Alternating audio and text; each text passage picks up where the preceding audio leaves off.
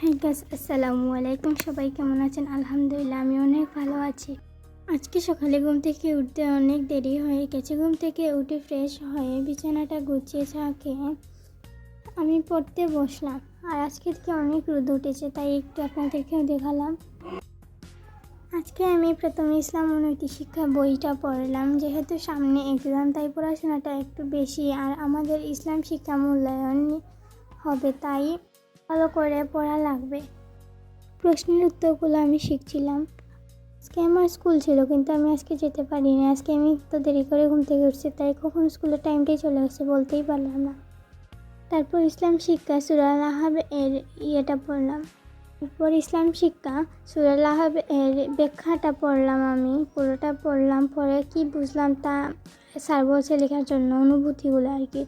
তার জন্য আমি পড়লাম আগে ভালো করে, যাতে স্কুলে গিয়ে পারি ক্লাসে।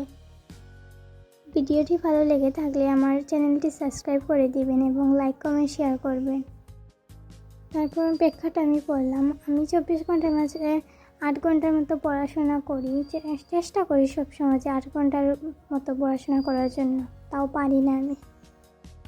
1 ঘন্টার মতো পড়াশোনা করছি। তারপরে একটু বাইরে গেলাম, গিয়ে হাঁটাহাঁটি করলাম, গিয়ে বাইরের আকাশটা গিয়ে দেখে আসলাম, আপনাদেরকেও শেয়ার করলাম।